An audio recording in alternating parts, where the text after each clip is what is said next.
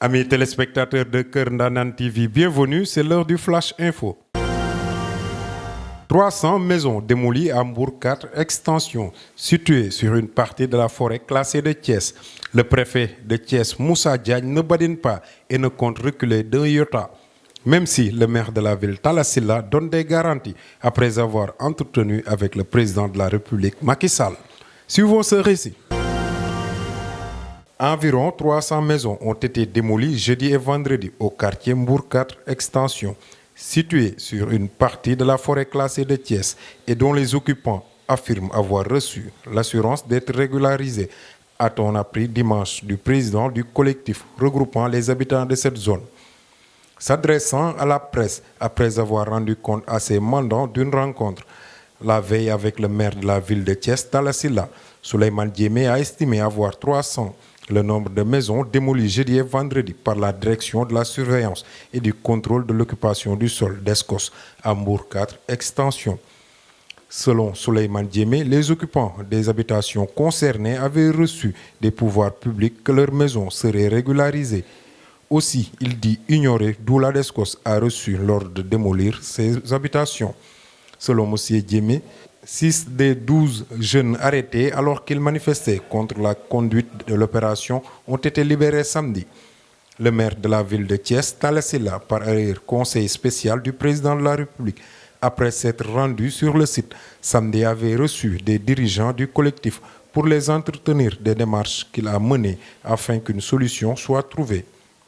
Talla Sylla nous a dit qu'il a discuté avec le président de la République et son conseil et il a été décidé de revoir les choses afin que le président avait promis de régulariser, reçoivent leur maison, a rapporté M. Diémé.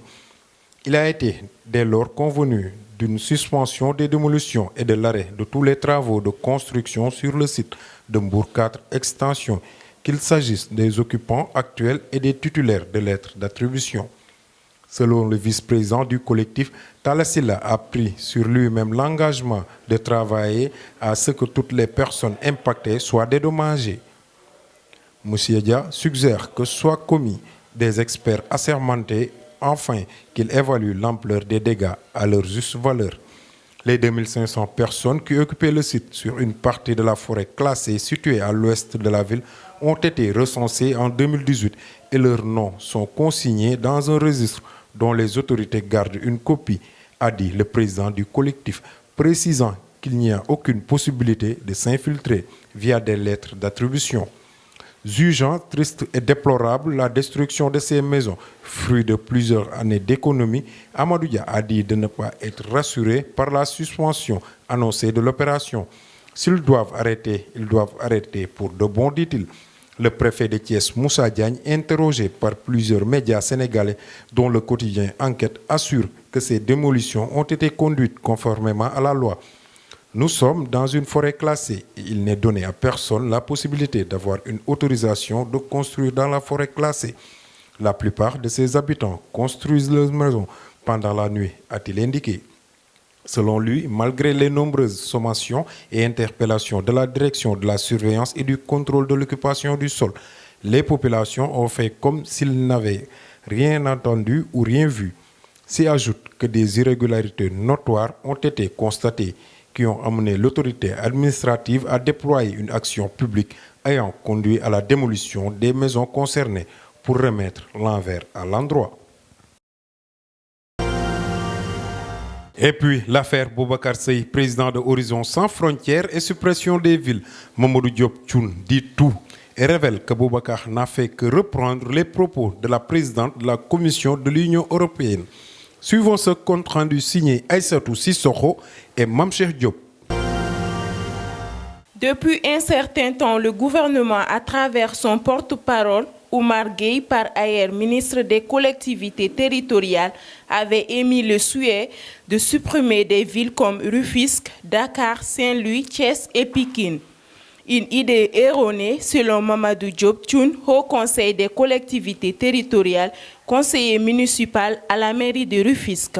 C'est une idée sans fondement historique, administratif, politique. C'est l'ambition d'expression de personnes, démesurée, qui n'exclut pas, en tout cas, leur certitude de réussir un coup que nous refusons. Mais je les renvoie tout directement à la stratégie d'être victime de leurs propres faits. Rufisque a une histoire.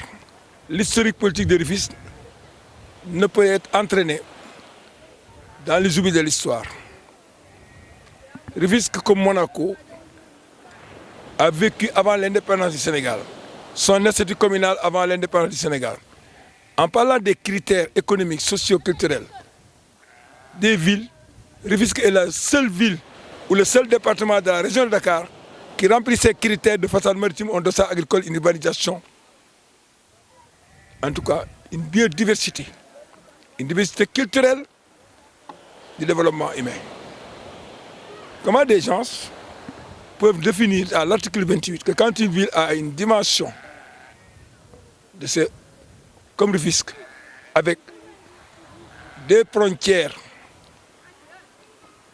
qui aujourd'hui sont à la limite de son département et des villes qui ont des frontières à l'interne, articulées dans une seule gestion, comme Rufisque Est, Rufisque Nord et Rufisque Est, on arrive à dire que la ville doit être désarticulée. Nous sommes à la énième tentation de mettre Rufisque à nu. Rufisque, dans le statut des villes modernes, a été délocalisé de ses biens pour être à Diamniadio. C'est un dossard agricole, à vocation agricole, et les murs qui s'y construisent aujourd'hui et qui aujourd'hui démontrent que tout n'est pas habitable. C'est une contradiction. Le deuxième élément, c'est que le statut de Rufisque définit aujourd'hui la grandeur de Paris. Une communauté urbaine, une jonction rurale. Et dans l'article 167, on retrouve que Tenguet doit avoir ses statuts. Comment on peut aligner Tenguet à Mbeleten Seko, aligner Tenguet à un Louma d'une commune rurale, pour prendre les retombées de ma ville, les partager? Ce n'est plus une affaire de géographie, c'est une affaire de rancune politique. En ce qui concerne l'affaire Boubacar Seye, Mamadou Diop Thioune apporte son soutien au président de l'Horizon Sans Frontières et appelle le gouvernement à le libérer. Parce que Boubacar n'a fait que reprendre les propos de la présidente de la Commission de l'Union européenne.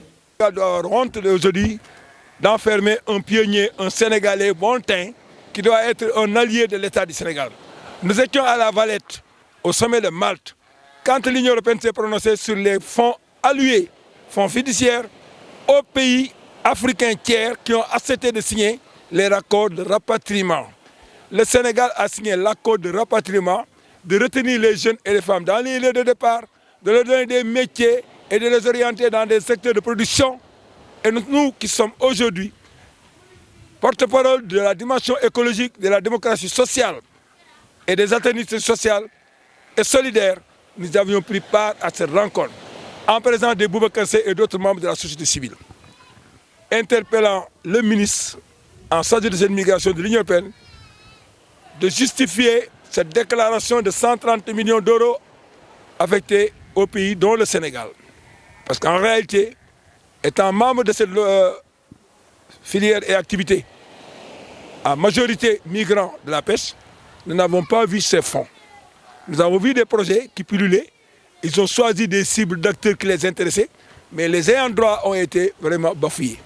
L'idée de la suppression des villes et l'affaire Boubacar Seye sont loin de connaître leur épilogue, même si les organisations de la société civile portent le combat. Et puis, le mouvement des jeunes pour une Rufisque meilleure a tenu une journée de don de sang pour apporter son soutien aux structures sanitaires qui souffrent d'un manque de sang conséquent. Pour le MJRM, cette action est en droite ligne avec leur objectif dans le volet social. Compte rendu signé Bintandong et Pape Mor Ndiaye. Face au manque criard de sang dans les établissements sanitaires, le mouvement des jeunes pour une Rufisque meilleure apporte sa contribution à travers une journée de don de sang. Nous sommes venus pour l'encourager. Nous sommes venus également pour lui marquer notre solidarité, notre engagement à ses côtés. Nous sommes venus également pour lui dire que le mouvement MJRM est en train de faire œuvre utile. Parce que dans le contexte dans lequel le Sénégal se trouve aujourd'hui, avec la pandémie qui sévit dans notre pays, tout le monde sait que les autres maladies sont en train d'être négligées au profit de la lutte contre le Covid-19. De sorte que ceux qui souffrent des autres pathologies sont aujourd'hui dans des difficultés réelles, particulièrement les patients qui ont besoin de sang, qui ont besoin d'appui. Donc l'action du MJRM est une action qui vient à son heure et participe donc de la valorisation et du renforcement, comme on le dit, du capital humain. Parce que le capital humain commence d'abord par la santé et l'éducation. Ce geste entre dans le cadre des actions sociales que le MJRM mène pour participer au développement de Rufisque. Ce qui nous pousse à tenir cette journée, c'est d'abord le social. Nous avons jugé nécessaire de s'investir dans le social parce que les populations en ont besoin. L'année dernière, nous avons organisé une remise de dons ici à la salle des fêtes. C'était au mois de décembre. Nous avons distribué des sacs de riz, de l'huile, du sucre et des habits. Nous avons aussi primé les meilleurs élèves. Ensuite, nous avons organisé un arbre de Noël pour les enfants défavorisés. Cette année, avec le coronavirus, nous avons décidé de tenir cette journée de don de sang vu le manque de sang dans les structures sanitaires. Ce qui m'a le plus marqué, c'est la présence massive des jeunes. Ce qui nous intéresse le plus, c'est notre ville Rufisque. Ils ont répondu à notre appel, donc notre action les intéresse au plus haut niveau. Et c'est vraiment important pour moi. A signalé que la jeunesse rufisquoise a répondu massivement à l'appel du mouvement des jeunes pour une Rufisque meilleure. C'en est tout pour ce Flash Info. Merci de votre fidélité renouvelée à Keur Ndanane TV. L'information revient demain à la même heure et d'ici là, portez-vous bien.